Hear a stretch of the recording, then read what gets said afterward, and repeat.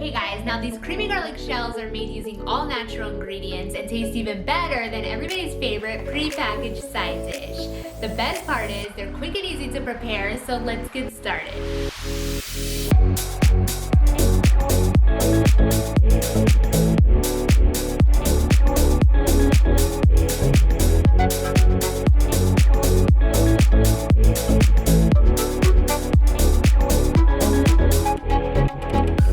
This recipe is so quick and simple to make. Simply boil some water and start off by cooking 8 ounces of pasta.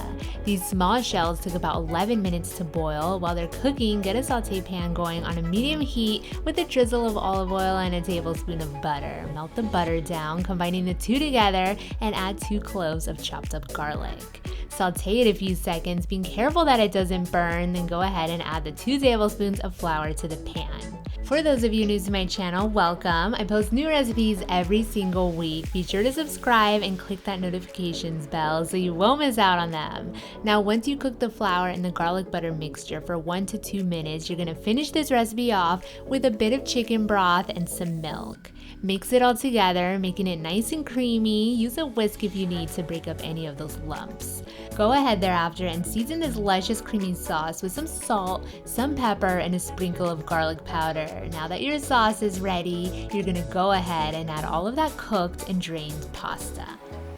For my favorite part of these shells, if you guys haven't already guessed, I'm adding a 1/4 cup of freshly grated Parmesan cheese.